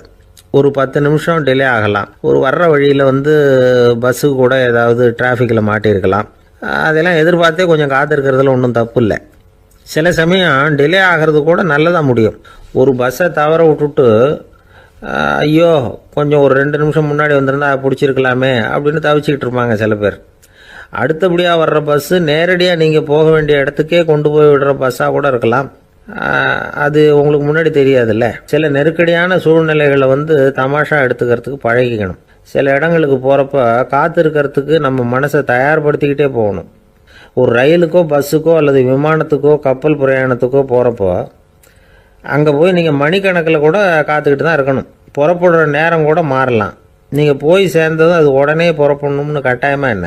அது மாதிரி சமயத்தில் படிக்கிறதுக்குன்னு சில சுவாரஸ்யமான புத்தகங்களையும் கையில் எடுத்துக்கலாம். உங்களை சுற்றி எவ்வளவோ சுவாரஸ்யமான சம்பவங்கள் நடந்துக்கிட்டு இருக்குதுல்ல, அதையெல்லாம் வேடிக்கை பாருங்கள். எதுக்காக காத்துக்கிட்டு இருக்கிறோமோ அந்த காரியத்தில் உண்மையாகவே நமக்கு ஒரு அக்கறை இருந்தால் நமக்கு போர் அடிக்காது. சில கோயில்களில் பார்த்துருப்பீங்க, தரிசனத்துக்காக பக்தர்கள் நாள் கணக்கில் காத்துக்கிட்டு இருப்பாங்க. அவங்களெலாம் அழுத்துக்கிறது இல்லை. ஆண்டவனை தரிசிக்கணுங்கிற உண்மையான அக்கறை இருக்கிறதுனால அவங்களுக்கு போர் அடிக்கிறது இல்லை. ஆனால் சில சினிமா தியேட்டரில் கூட பார்க்கலாமே, சினிமா கியூ கூட அப்படி தான். சாயந்தரம் 6 மணி ஆட்டத்துக்கு காலம்பரம் 6 மணிக்கே போய் கூட காத்துக்கிட்டு இருப்பாங்க. அவங்களுக்கெல்லாம் போர் அடிக்காது, படம் பார்க்குற ஆர்வம். இன்னொரு முக்கியமான விஷயத்தை நாம் பழக்கப்படுத்திக்கணும். லிவ் ஃபார் தி மூமெண்ட் அப்படிங்கிறாங்க நிபுணர்கள். ரொம்ப பேர் எப்படின்னா அடுத்தபடியாக நடக்க போகிற விஷயத்திலேயே கவனமாக இருப்பாங்க. அந்த நினைப்புலேயே இந்த நிமிஷத்தை பொறுமை இல்லாமல் கழிப்பாங்க. ஒருத்தர் இருக்கார், அவர் எப்படின்னா ஆஃபீஸ் முடியறதுக்குள்ளேயே சார் 5 மணிக்கெல்லாம் ரெடியாக இருங்க, நாம் அந்த ஹோட்டலில் போய் டிஃபன் சாப்பிட்ணும் அப்படின்னு 4 மணிலேருந்து சொல்லிகிட்டு இருப்பார். 4:55 பரபரப்பாக ஓடி வருவார். 2 பேரும் புறப்படுவோம், ஹோட்டலுக்கு போவோம், சாப்பிட்டுக்கிட்டு இருப்போம். அப்படி சாப்பிட்டுட்டு இருக்கிறப்ப சார் சாப்பிட்டு முடித்ததும் நேராக ஒரு ஜவுளி கடைக்கு போகிறோம் அப்படிம்பார். பரபரக்க சாப்பிட்டு முடிப்பார், புறப்படுவார். ஜவுளி கடையில் அவசரமாக சீக்கிரம் பில் போடுங்க சார், சினிமாவுக்கு நேரம் ஆகிடும்பார். சினிமா தியேட்டரில் உட்காந்து அடுத்தபடியாக எங்கே டின்னர் சாப்பிட்றதுன்னு யோசனை பண்ணிகிட்டு இருப்பார். ராத்திரி படுக்கையில் விழுந்ததுக்கு அப்புறமும் நாளைக்கு காலையில் எழுந்திரிச்சதும் அதை பண்ணணும் இதை பண்ணணும்னு திட்டம் போட்டுக்கிட்டே இருப்பார். அதாவது எப்போவும் அடுத்த நிமிஷம், அடுத்த நாள், அடுத்த வாரம், அடுத்த வருஷம், இதுதான் அவங்க சிந்தனை. இந்த நிமிஷம் என்ஜாய்மெண்ட்டை அவங்க இழந்துடுறாங்களாம். அதனால தான் வாழ்நாள் பூரா பொறுமையின்மை, அவஸ்தை, அல்லல். அதனால் நாம் எல்லாரும் வாழ்க்கையில் நிதானமாக இருக்கிறதுக்கு கற்றுக்கணுமா. அதுக்காக இந்த நிதானத்துக்கு வேறு விதமான அர்த்தம் பண்ணிக்கக்கூடாது. ஒருத்தர் அப்படித்தான் ஒரு தடவை அவருடைய குதிரை காணாமல் போயிட்டு தான். அதுக்காக அவர் கவலைப்படலை, நிம்மதியாக இருந்தார், சந்தோஷமாக இருந்தார். என்ன சார் இது, உங்கள் குதிரை திருட்டு போயிட்டுதுங்கிறீங்க, நீங்கள் கவலைப்படாமல் இருக்கிறீங்களே அப்படின்னு கேட்டாங்களாம். அதுக்கு அவர் சொல்லியிருக்கார், நல்ல வேலை சார், கட்டியிருந்த குதிரை காணாமல் போயிருக்குது, நான் அது மேலே உட்காந்துருக்கிற சமயம் அது காணாமல் போயிருந்ததுன்னா, திருட்டு போயிருந்ததுன்னா நானும் சேர்ந்துல காணாமல் போயிருப்பேன் அப்படின்னாராம். எவ்வளவு நிதானமான ஆள் பாருங்கள். காசியில் இருக்கிற கடவுள் காசி விஸ்வநாதர், அங்கே இருக்கிற தேவி காசி விசாலாட்சி. இவங்க 2 பேரும் ஒரு நாள் பேசிக்கிட்டு இருந்தப்போ கடவுள் சொன்னார், இந்த மனிதர்களை நாம் ரொம்பவும் நம்பிக்கையோடு தான் படைச்சிருக்கிறோம். இருந்தாலும் அவங்களுக்கு தான் நம்பிக்கை இல்லை, எதுலேயும் ஒரு உண்மையான நம்பிக்கை இல்லாமல் வாழ்ந்துக்கிட்டு இருக்கிறாங்க அப்படின்னார். என்ன அப்படி சொல்கிறீங்க? அதை பாருங்கள், எவ்வளவு பேர் காசியை தேடிட்டு வந்து கங்கையில் குளிச்சுக்கிட்டு இருக்கிறாங்க. அவங்கெல்லாம் நம்பிக்கை இல்லைன்னா இவ்வளவு தூரம் தேடிட்டு வந்து இங்கே குளிப்பாங்களா அப்படின்னு நாங்கள் தேவி. சரி, அதை சோதித்து பார்க்கலாம் அப்படின்னு 2 பேரும் முடிவு பண்ணிக்கிட்டாங்க. உடனே ஒரு திட்டம் போட்டாங்க. அது எப்படின்னா, நாம் 2 பேருமே பக்தர்கள் மாதிரி உருவத்தை மாற்றிக்கிட்டு கங்கை கரைக்கு போக வேண்டியது. நான் வந்து கங்கையில் இறங்கி குளிக்கிறேன், கொஞ்ச நேரத்தில் சுழலில் மாட்டிக்கிட்டது மாதிரி நடிக்கிறேன். நீ உடனே கரையிலிருந்து சத்தம் போடும், என்னோட வீட்டுக்காரரை யாராவது காப்பாற்றுங்களேன்னு சத்தம் போடும். அதோடு இன்னொன்று சொல்லு, யாராவது ஒரு புண்ணிய ஆத்மா அவர்கிட்ட போய் அவருடைய முடியை பிடிச்சி இழுக்கணும். அப்படி ஒரு சாபம் இருக்குது எங்களுக்கு. புண்ணிய ஆத்மா, அதாவது எந்த பாவமும் செய்யாத இல்லாத ஒருத்தர் தான் அவரை காப்பாற்ற முடியும். அப்படிப்பட்டவங்க யாராவது வெள்ளத்தில் குதிச்சு என்னுடைய கணவரை காப்பாற்றுங்கோ அப்படின்னு நீ சத்தம் போடு, கூச்சல் போடு, என்ன நடக்குதுன்னு பார்க்கலாம் அப்படின்னார் கடவுள். சரின்னு சொல்லி 2 பேருமா சாதாரண பக்தர்கள் மாதிரி கங்கை கரைக்கு வந்து சேர்ந்தாங்க. அவர் இறங்கி குளித்தார். திட்டம் போட்டது மாதிரியே சுழலில் மாட்டிக்கிட்டது மாதிரி கத்துனார். கரையில் இருந்த அந்த அம்மா, ஐயோ என் கணவரை காப்பாற்றுங்களேன், யாராவது காப்பாற்றுங்களேன்னு கத்துனாங்க. பல பேர் ஓடி வந்தாங்க. உடனே இவங்க, பாவம் இல்லாத புண்ணிய ஆத்மா ஒருத்தரால் தான் என்னுடைய கணவர் காப்பாற்றப்படணுங்கிறது விதி, அப்படி ஒரு சாபம் இருக்குது, அதனால் புண்ணிய ஆத்மா யாராவது அவர்கிட்ட போய் அவர் முடியை பிடிச்சி தூக்கினா அவரை காப்பாற்றி விடலாம் அப்படின்னாங்க. இவங்க இப்படி சொன்னதும் எல்லாரும் திகைச்சு போய் நின்றுட்டாங்க. ஒவ்வொருத்தருக்கும் அவங்க செஞ்ச பாவம்லாம் ஒவ்வொன்றா ஞாபகத்துக்கு வர ஆரம்பிச்சுட்டுது. சரி, இதுக்கு நாம லாயக்கு இல்லை அப்படின்னு சொல்லி ஒதுங்கி போக ஆரம்பிச்சிட்டாங்க எல்லாம். இந்த சமயத்தில் யாரோ ஒருத்தர் வேகமாக ஓடி வந்தார், ஆற்றுல குதிச்சார். அவர்கிட்ட போனார், முடியை பிடிச்சார், தூக்கினார், அவரை காப்பாற்றி கரைக்கு கொண்டுட்டு வந்துட்டார். அப்படி காப்பாற்றின அந்த ஆளை இவங்க 2 பேரும் தனியாக கூப்பிட்டுக்கிட்டு ஒரு மண்டபத்துக்கு வந்துட்டாங்க. வந்து விசாரிக்கிறாங்க. நீ யாரப்பா அப்படின்னு கேட்குறாங்க. ஏதும் தெரியாத மாதிரி. நான் இந்த ஊர் அன்ன சத்திரத்தில் வேலை செய்கிற ஒரு சமையல்காரன் அப்படிங்கிறார். நீ வந்து கங்கையில் குளிக்கிறது உண்டான்னு கேட்டிருக்காங்க. நான் இந்த ஊர்லேயே தான் இருக்கிறேன், இருந்தாலும் தினமும் கங்கையில் குளிக்கிறதில்ல, எப்பாவது ஒரு நாள் அங்கே குளிப்பேன் அப்படின்னார். கங்கையில் மூழ்கி எழுந்திரிச்சா பாவம்லாம் தொலையும்னு சொல்கிறாங்க. அப்படி இருக்கிறப்போ அங்கே இன்றைக்கி கங்கையில் குளிச்சுக்கிட்டு இருக்கிறவங்கெல்லாம் தங்களை வந்து புண்ணிய ஆத்மாவா நினைக்கல. கங்கையில் குளிக்காத நீ உன்னை வந்து புண்ணிய ஆத்மாவா நினச்சி என்னை காப்பாற்ற வந்திருக்கிற, அது எப்படி அப்படின்னு கேட்டார். அதுக்கு அந்த ஆள் சொல்கிறான், கங்கையில் குதித்ததுக்கு அப்புறம் தானே உங்களை காப்பாற்ற போகிறோம். அப்படி குதிக்கும் பொழுது என்னுடைய பாவம்லாம் போயிருக்கும்ல, நான் புண்ணிய ஆத்மாவாக ஆயிருப்பேனே, அதனால தான் துணிஞ்சு வந்து உங்களை காப்பாற்றினேன் அப்படின்னா. கடவுளும் தேவியும் அவனுக்கு வந்து காட்சி கொடுத்தாங்களாம். இப்படி ஒரு கதை உண்டு. அதாவது கங்கையில் குளிச்சுக்கிட்டு இருக்கிறவங்களுக்கே தங்களுடைய பாவம் போகுங்கிற நம்பிக்கை பரிபூர்ணமாக இல்லை. குளிக்காத ஒருத்தனுக்கு அந்த நம்பிக்கை இருந்தது. அதனால் அவனால் கடவுளை பார்க்க முடிஞ்சது. கடவுளை வந்து நாமளும் பார்க்க முடியுமா முடியாதா அப்படிங்கிற குழப்பம்லாம் நமக்கு வேண்டியதில்லை. நம்பிக்கையோடு வாழணுங்கிற உண்மையை மட்டும் இந்த கதையிலேருந்து புரிஞ்சுக்கிட்டா போதும். ஏன்னா இந்த கதையை கேட்டுட்டு ஒரு நண்பன் குதர்க்கமாக ஒரு கேள்வி கேட்டான். ஏன் சார், கங்கையில் குளித்தா பாவம் போடும்னு சொல்கிறீங்களே, நான் எனக்கு வேண்டாத ஒருத்தனை அழைச்சிட்டு போய் கங்கையிலேயே தள்ளி விட்டுட்டு அதுக்கப்புறம் அங்கேயே முழுக்க போட்டுட்டு நான் செஞ்ச பாவத்தை வந்து அதுலேயே கழுவி விட்டுட்டு மறுபடியும் உங்ககிட்ட வந்துடுறேன்னு வச்சுக்கோங்க, நீங்கள் என்னை வந்து புண்ணிய ஆத்மான்னு ஏற்றுக்குவீங்களா அப்படிங்கிறான். ஆள் கொஞ்சம் ஆசைந்தான், நம்மளே அங்கே அழைச்சிட்டு போனாலும் போயிடுவோம். 1816 வருஷம் செப்டம்பர் மாதம் 11ஆம் தேதி பிரான்ஸ் தேசத்தில் உள்ள ஒரு மருத்துவமனை. அங்கே ஒரு இளம் டாக்டர் கொஞ்ச நாளைக்கு முன்னாடி தான் அந்த ஆஸ்பத்திரியில் புதுசாக வேலைக்கு சேர்ந்துருக்கிறார். அவர் பேர் ரெனே லெனக். அவர் அன்னைக்கு காலையில் அந்த மருத்துவமனையில் அப்படியே ரவுண்ட்ஸ் வந்துக்கிட்டு இருக்கிறார். வார்டில் ஒரு படுக்கையில் ஒரு இளம்பெண் படுத்திருக்கிறா. அந்த பொண்ணுக்கு இருதய நோயாக இருக்கலாம்ங்கிறது மற்ற டாக்டர்கள் சந்தேகம். அந்த காலத்துல எல்லாம் ஒருத்தருடைய இருதய துடிப்பை தெரிஞ்சுக்கணும்னா நோயாளியின் மார்பில் டாக்டர் வந்து காதை வச்சு பார்த்து தான் தெரிஞ்சுக்கிறது வழக்கம். ஆனால் இந்த பெண்ணும் வந்து இளம் பெண், அந்த டாக்டரும் புதுசாக சேர்ந்துருக்கிறவர். அதனால் பரிசோதனை பண்ண தயங்கினார். கொஞ்ச நேரம் யோசனை பண்ணார். திடீர்னு ஒரு ஞாபகம் வந்தது அவருக்கு. அதாவது அன்னைக்கு விடியற் காலையில் தோட்டத்தில் அப்படி வாக்கிங் போயிட்டு இருந்தப்போ சின்ன பசங்கள்லாம் ஒரு மரக்கட்டையை வச்சு விளையாடிக்கிட்டு இருந்தாங்களாம். அதை இவர் பார்த்துருக்கிறார்.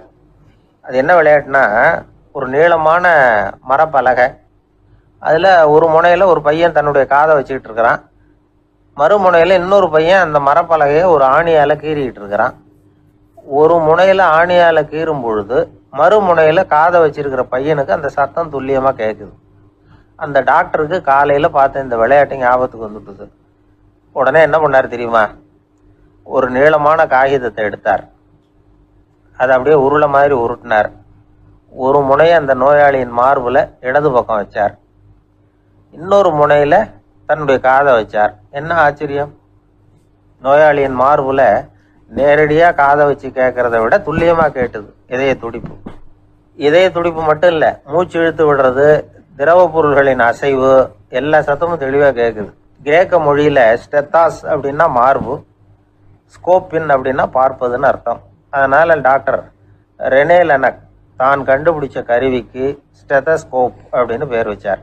அவரே வந்து முதல் மாடலையும் செஞ்சார். அளவு ரொம்ப பெருசாக இருந்தது, சுலபமாக எடுத்துகிட்டு போகிறது கஷ்டம், அது அவ்வளோ கஷ்டமாக இருந்தது அது. அதனால் அவரே அதை அப்புறம் 2 பிரிவாக தயார் பண்ணார். இது 2 துண்டையும் டாக்டர் தன்னோட கோட்டு பாக்கெட்டில் வச்சுக்கலாம், தேவைப்படுறப்ப எடுத்து ஒன்றா சேர்த்துக்கலாம். இப்படிதான் அவர் ஆரம்பத்தில் பண்ணார். தன்னுடைய இந்த கண்டுபிடிப்பை பற்றி அவர் ஒரு புத்தகம் எழுதினார். நிறைய விற்றுது, புகழும் பணமும் சேர்ந்தது. பணமும் புகழும் வந்து சேர்ந்தது மாதிரியே அவருக்கு ஒரு நோயும் வந்து சேர்ந்தது. அது என்ன நோயின்னு கண்டுபிடிக்கிறதுக்கும் அவர் கண்டுபிடிச்ச கருவி தான் உபயோகப்பட்டு தான். அவரே அதை கண்டுபிடிச்சார். அவருக்கு வந்திருந்தது காச நோய். 1826ஆம் வருஷம் ஆகஸ்ட் மாதம் 13ஆம் தேதி உலகத்தின் முதல் ஸ்டெதஸ்கோப்பை கண்டுபிடிச்ச டாக்டர் ரெனே லெனக் காலமானார். அவர் சாகிறதுக்கு முன்னாடி மரத்தால் செஞ்சு வச்சுருந்த ஸ்டெதஸ்கோப்பை தனக்கு வேண்டியப்பட்ட ஒரு டாக்டர்கிட்ட கொடுத்து, என்னுடைய சொத்துக்கள்லேயே ரொம்ப வசந்தது அப்படின்னு சொன்னாராம். அதுக்கப்புறம் 3 வெள்ளைக்காரங்க சேர்ந்து இந்த கருவியில் சில மாற்றங்களை பண்ணாங்க. ஆனால் 1829 லண்டனில் டாக்டர் நிக்கோலஸுங்கிறவர் ஒரு காதால் இதய துடிப்பை கேட்கறத விட டாக்டர் 2 காதாலையும் கேட்கறது தான் சரியாக இருக்கும் அப்படின்னு ஒரு கருத்தை வெளியிட்டார். அதுக்கப்புறம் ரொம்ப காலம் கழித்து 1852 ஜார்ஜ் காமான் அப்படிங்கிறவர் ரப்பர் டியூபுகளை உபயோகப்படுத்தி 2 காதாலையும் கேட்குற மாதிரி ஒரு புதிய வடிவத்தை அதுக்கு கொடுத்தார்.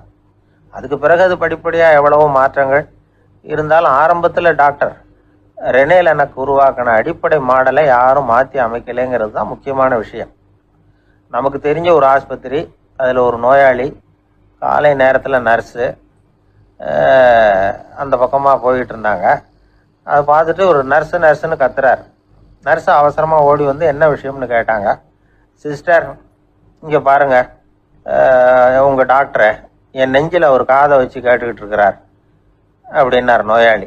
சிஸ்டர் பதட்டப்படாமல், அதனால் என்ன, இந்த டாக்டர் பழமையான விஷயங்களில் ரொம்ப நம்பிக்கை உள்ளவர், அதனால் ஸ்டெதாஸ்கோப்பை உபயோகப்படுத்தாமல் காதை வச்சு கேட்குறார், அது ஒன்றும் தப்பு இல்லை அப்படின்னாங்களாம். ஐயோ, அதுக்காக இல்லை சிஸ்டர், இவர் என் நெஞ்சு மேலே தலையை வச்சது நேற்று ராத்திரி 9 மணி, இப்போ விடிஞ்சு போச்சு, இன்னமும் தலையை எடுக்கவே இல்லை, அதுக்காக தான் சந்தேகப்பட்டு உங்களை கூப்பிடுறேன் அப்படின்னாராம். இந்த உலகத்தில் நாம் நல்லபடியாக இருக்கணும்னா அதுக்கு முக்கியமாக தேவைப்படுறது 2. ஒன்று செல்வம், இன்னொன்று அறிவு. சரி, இது 2ல் சிறந்தது எது அப்படின்னு ஒரு கேள்வி கேட்டால் என்ன பதில் சொல்கிறது? இதே கேள்வியை ஹஸ்ரத் அலி அவர்கள்கிட்ட கேட்டாங்களாம். அவர் ஒரு பெரிய அறிஞர். கேள்வி கேட்டவங்களும் சாதாரண ஆட்கள் இல்லை, இவங்களும் அறிஞர்கள். ஒரு நாள் ஹஸ்ரத் அலி அவர்கள்கிட்ட 10 அறிஞர்கள் வந்தாங்களாம். ஐயா, நாங்கள் 10 பேரும் உங்ககிட்ட ஒரே கேள்வியை தான் கேட்க வந்திருக்கிறோம், ஆனால் எங்கள் 10 பேருக்கும் நீங்கள் தனித்தனியாக பதில் சொல்ல முடியுமா அப்படின்னு கேட்டிருக்காங்க. அதாவது அவங்க ஒரே கேள்விக்கு இவர்கிட்ட இருந்து 10 விதமான பதில் எதிர்பார்க்குறாங்க. சரி கேளுங்க, என்ன கேள்வி அப்படின்னார் அவர். அப்போ தான் அவங்க கேட்டாங்களாம், செல்வம், அறிவு, இது 2ல் சிறந்தது எது? இதுதான் கேள்வி. ஹஸ்ரத் அலி என்ன பண்ணார் தெரியுமா? அவங்கள ஒவ்வொருத்தராக கூப்பிட்டார், ஒவ்வொரு விதமான பதிலை சொல்லி அனுப்புனார். முதல்ல ஒருத்தரை கூப்பிட்டார், சொன்னார், அறிவுங்கிறது தீர்க்க தரிசிகள், ஞானிகள், மகான்கள், இவங்களோட பரம்பரை சொத்து. ஆனால் செல்வம்ங்கிறது கொடுங்கோலரின் ஆயுதம், அதனால் அறிவு தான் சிறந்தது அப்படின்னார். ரெண்டாவது ஆளை கூப்பிட்டார். உங்ககிட்ட செல்வம் இருந்தால் நீங்கள் தான் அதை காப்பாற்றணும், ஆனால் அறிவு உங்களை எப்பவும் காப்பாற்றும், ஆகவே அறிவு தான் சிறந்தது அப்படின்னார். மூணாவது ஆளை கூப்பிட்டார். செல்வந்தனுக்கு எப்போதும் விரோதிகள் அதிகம், ஆனால் அறிஞனுக்கு நண்பர்கள் அதிகம், அதனால் அறிவு தான் சிறந்ததுன்னார். அடுத்தவரை கூப்பிட்டார். செல்வம் அடுத்தவங்களுக்கு கொடுக்க கொடுக்க குறையும், ஆனால் கல்விங்கிறது அதிகரிச்சுக்கிட்டே வரும், கொடுக்கறதுனால குறையாது, அதனால் அறிவு தான் சிறந்ததுன்னார். இன்னொருத்தரை கூப்பிட்டார். அறிவுள்ளவன் எப்பவும் அதை அடுத்தவங்களுக்கு வாரி வழங்கிக்கிட்டே இருப்பான், அதனால் அவங்ககிட்ட தாராளத்தன்மை இருக்கும், ஆனால் செல்வந்தன்கிட்ட கஞ்சத்தனம் தான் இருக்கும், அதனால் அறிவு தான் சிறந்ததுன்னார். ஆறாவது நபரை கூப்பிட்டார். செல்வத்தை கள்வர்கள் திருடிட்டு போக முடியும், ஆனால் அறிவை அப்படி திருடிட்டு போக முடியாது அப்படின்னார். ஏழாவது நபரை கூப்பிட்டார். செல்வம் கால ஓட்டத்தில் அழிஞ்சிரும், ஆனால் அறிவை கால ஓட்டம் ஒன்றும் பண்ண முடியாது, ஆகவே அறிவே சிறந்ததுன்னார். எட்டாவது ஆளை கூப்பிட்டு சொன்னார். செல்வத்துக்கு எப்பவும் எல்லை உண்டு, நிறை உண்டு, அளவு உண்டு, கணக்கு உண்டு, ஆனால் அறிவுக்கு அப்படிப்பட்ட எல்லை எதுவும் கிடையாது, அதனால் அதுதான் சிறந்ததுன்னார். அடுத்தவனை கூப்பிட்டார். செல்வம் உள்ளத்தில் உள்ள ஒளியை போக்கிவிடும், இருட்டை உண்டாக்கிவிடும், விரிந்த மனப்பான்மையை குறுகலாக்கிவிடும், ஆனால் அறிவு அப்படி இல்லை, இருண்ட உள்ளத்தில் ஒளியை பாய்ச்சி அதை விசாலப்படுத்துது, அதுதான் சிறந்ததுன்னார். கடைசியாக 10வது நபரை கூப்பிட்டார். செல்வம் மனசில் செருக்கை உண்டாக்குது, ஆணவத்தை ஏற்படுத்துது, அதனால் நானே கடவுள்னு நினைக்கிற அளவுக்கு மனுஷனை தாழ்த்தி விடுது, ஆனால் அறிவு பணிவையும் பண்பாட்டையும் வளர்க்குது, அதனால் அறிவு தான் சிறந்ததுன்னார். ஆக இப்படி 10 பேருக்கும் 10 விதமாக பதில் சொன்னது மூலமாக ஹஸ்ரத் அலி அவர்கள் அறிவு தான் செல்வத்தை விட சிறந்தது அப்படிங்கிறதுக்கு 10 காரணங்களை சுட்டி காட்டியிருக்கார். அந்த அறிஞர் 10 பேர் கேட்ட ஒரே கேள்விக்கு 10 பதில் சொன்னார். நமக்கு வேண்டிய ஒருத்தர் 10 பேர் கேட்ட கேள்விக்கு ஒரே பதில் சொல்லி சமாளித்தார். கேள்வி என்ன தெரியுமா? என்கிட்ட வாங்கின கடனை எப்பயா திருப்பி கொடுக்க போற? இதுதான் அந்த 10 பேரும் கேட்ட ஒரே கேள்வி. இந்த மாதம் 26ஆம் தேதி தந்துடுறேன் அப்படிங்கிற ஒரே பதில் சொல்லி அவ்வளவு பேரையும் இவர் அனுப்பி வச்சுட்டாராம். எல்லாரும் போனதுக்கு அப்புறம் இவரை தனியாக கூப்பிட்டு கேட்டிருக்கிறாங்க. அது என்ன சார் கணக்கு, 26ஆம் தேதி அன்னைக்கு என்ன அதிசயம் நடக்க போகுது அப்படின்னு கேட்டிருக்காங்க. அதிசயம் அன்னைக்கு இல்லை, அதுக்கு முத நாளே நடக்க போகுதுன்னாராம். விவரமாக சொல்லுங்கன்னு இருக்காங்க. வேற ஒன்றும் இல்லைங்க, 26ஆம் தேதி தானே எல்லாரையும் வர சொல்லியிருக்கிறேன், அதுக்கு முத நாளே நான் புறப்பட்டு தலைமறைவாயிட போகிறேன் அப்படின்னாராம் ரொம்ப பெருமையாக. ஒரு ராஜா இருந்தார். நாடு பூராவும் நிறைய மரங்களை நட்டு வளர்க்கணுங்கிறது அவரோட ஆசை. தானே அதுக்கு முன்மாதிரியாக இருக்கணும்னு நினைச்சார். அரண்மனையை சுற்றி மரங்களை நட்டு வளர்த்தார். இதை பார்த்துட்டு ஜனங்களும் அவங்கவுங்க வீட்டை சுற்றி மரக்கன்றுகளை நட்டு வளர்த்தாங்க. கொஞ்ச காலத்தில் ஊர் பூரா பசுமையாக மாறிச்சு. எல்லாருக்கும் சந்தோஷமா இருந்தது. இது ஒரு பக்கம் இருக்கட்டும், இப்போ நான் சொல்ல போகிற கதை வேற. அதாவது அந்த ராஜா ஒரு நாள் தன்னுடைய அரண்மனையை சுற்றி இருக்கிற விதவிதமான மரங்களை எல்லாம் போய் பார்த்தார். எப்படி இருக்கிறீங்க அப்படின்னு ஒவ்வொரு மரத்துக்கிட்டையும் விசாரிச்சாராம். எந்த மரமும் சந்தோஷமா இருக்கிறதா தெரியல. அதுக்கும் மனசுல ஒரு குறை. முதல்ல ஆலமரத்துக்கிட்ட போனார். அது சொல்லிச்சு, மண்ணா நான் நல்லா பெருசா வளர்ந்துருக்கிறேன், அடர்த்தியா இருக்கிறேன், கிளையெல்லாம் 4 பக்கமும் நல்லா படர்ந்து தான் இருக்குது, இருந்தாலும் எந்த பிரயோஜனமும் இருக்கிறதா தெரியல எனக்கு. என்னுடைய பழம்லாம் ரொம்ப சின்னதாக இருக்குது, என் கண்ணுக்கு சரியாக புறப்பட மாட்டேங்குது. நான் இருக்கிற சைஸுக்கு என்னுடைய கிளையில் இருக்கிற பழம்லாம் எவ்வளவு பெருசாக இருக்கணும், அது இத்தனூண்டு இருக்கிறது எனக்கு பெரிய அவமானமாக இருக்குது. இப்படி இங்கே நின்றுக்கிட்டு இருக்கிறதே ரொம்ப கூச்சமாக இருக்குது. ஒரு நல்ல புயல் வந்ததுன்னா பேசாமல் சாஞ்சு விடலாமான்னு பார்க்குறேன் அப்படின்னு புலம்புது ஆலமரம். சரி இருக்கட்டும்னு நினச்சிக்கிட்டு ராஜா அடுத்தபடியாக ஒரு அத்தி மரத்துக்கிட்ட போனார். அதுவும் புலம்ப ஆரம்பிச்சுட்டுது. நான் கூட பெரிய மரம் தான், இல்லை இலையெல்லாம் அழகாக தான் இருக்குது, பழம் அழகாக இருக்குது, இருந்தாலும் உள்ள விஷயம் இல்லையே, அத்தி பழத்தை புட்டு பார்த்தா அத்தனையும் சொத்த அப்படின்னு பழமொழியே உண்டாயிட்டுதே, இப்படி ஒரு கெட்ட பேரோட நான் இருக்கணுமா அப்படின்னு புலம்புது அது. சரி இது இருக்கட்டும் அப்படின்னு சொல்லி அடுத்தபடியாக வேப்ப மரத்துக்கிட்ட போனார். அது தன்னுடைய வேதனையை வெளியிட்டது.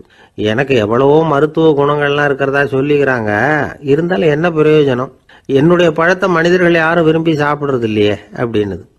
ராஜா அடுத்தாப்புல இருந்து ஒரு பனை மரத்துக்கிட்ட போனார். நான் நல்லா உயரமாக தான் வளர்ந்துருக்கிறேன், மற்ற மரங்கள்லாம் என்னை அண்ணாந்து தான் பார்க்கணும், இருந்தாலும் என்கிட்ட நிழலுக்காக யாரும் ஒதுங்கிறது இல்லையே அப்படின்னுது.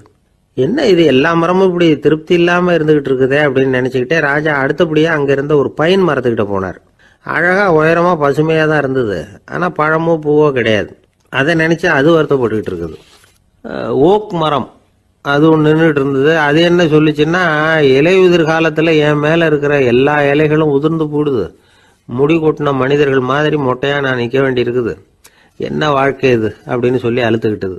சரி, புளிய மரம் என்ன சொல்லுது பார்ப்போம்னு அதுகிட்ட போனால், என்னுடைய நிழலில் யாருமே தங்க மாட்டாங்க, உடம்புக்கு சூடுன்னு ஒதுங்கி போயிடுவாங்க, அடிமரத்தை பார்த்தீங்கன்னா பட்டையெல்லாம் உறிஞ்சி பார்க்கறதுக்கே கேவலமாக இருப்பேன் அப்படின்னுது அது. முருங்கை மரம் என்ன சொல்லிச்சு தெரியுமா, என்னுடைய இலை காயெல்லாம் சாப்பிட்றவங்களுக்கு சத்து கொடுக்கறது வாசம்தான், ஆனால் என் உடம்புல சத்தே கிடையாது, கொஞ்சம் வேகமாக காற்று அடிச்சதுன்னா முறிஞ்சி விழுந்துடுறேன், என்ன வாழ்க்கை இது அப்படின்னு சொல்லி அது வருத்தப்பட்டது. ராஜா யோசனை பண்ணார், என்ன இது மரங்கள் பூமியின் வரங்கள்னு சொல்கிறோம், மழை பெய்யறதுக்கு அதுதான் காரணம், பூமி செழிப்பாக இருக்கிறதுக்கும் அதுதான் காரணம், வீடு கட்டுறதுக்கு மரம், நாற்காலி செய்ய உபயோகப்படுத்துறதுக்கும் அதுதான் உபயோகப்படுது, மனுஷனுக்கு வேண்டிய ஆகாரங்களையும் கொடுக்குது, இப்படிலாம் இருந்தும் எல்லா மரமும் நிம்மதி இல்லாமல் இருந்துகிட்டு இருக்குதே அப்படின்னு நினைச்சார். அப்போ அங்கே இருந்த ஒரு மகிழ மரம் அவர் கண்ணில் பட்டுது. அந்த மரம் மட்டும் கொஞ்சம் நிம்மதியாக மகிழ்ச்சியாக இருக்கிறது மாதிரி தெரிஞ்சுது. உடனே ராஜா அதுகிட்ட போனார். உனக்கு மனசில் எதுவும் குறை இல்லையான்னு கேட்டார். இல்லை, நான் சந்தோஷமாக தான் இருக்கேன்னு அந்த மகிழ மரம். அப்படியான்னு ஆச்சரியமாக கேட்டார் ராஜா. ஆமாம் மன்னா, இந்த இடத்துல நீங்கள் ஒரு முருங்கை மரத்தையோ வேப்ப மரத்தையோ கூட நட்டிருக்கலாம், ஆனால் இந்த இடத்துல நடுறதுக்கு என்ன தேர்ந்தெடுத்திருக்கிறீங்க, அதுவே எனக்கு பெருமை, அதுவே எனக்கு திருப்தி அப்படின்னு தான் மகிழ மரம். மகிழ மரம் சாதாரணமாக தான் இருக்கும், இளம் மஞ்சள் நிறத்தில் பூக்கள், அது காய்ந்தும் மனம் வீசும். மகிழ மரம் மாதிரி மன திருப்தியோடு வாழறதுக்கு நாம் கற்றுக்கணுமா. நாம் இந்த உலகத்தில் ஒரு நாயாவோ நரியாவோ கூட பிறந்திருக்கலாம், மனுஷனாக பிறந்திருக்கிறோம், அதுவே பெருமை தானே. இந்த நிறைவு தான் மகிழ்ச்சியின் ரகசியம். ஒரு பையன் அப்பா கிட்ட போய், அப்பா நீங்கள் இந்த உலகத்தில் ஒரு மனுஷனாக பிறந்தது என்னோட அதிர்ஷ்டம் நானா. ஏண்டா அப்படி சொல்கிறேன்னு இருக்கார் அப்பா. நீங்கள் ஒரு கரடியாக பிறந்திருந்தா இந்நேரம் நானும் ஒரு கரடி குட்டியாக தானே இருந்திருப்பேன் அப்படின்னு நானா பையன். ஐயா, என்னுடைய நூல் வெளியீட்டு விழாவுக்கு அவசியம் நீங்கள் வரணும் அப்படின்னு கூப்பிட்டார் ஒருத்தர். எப்போ வரணும்னு கேட்டேன். அடுத்த வாரம்னார்.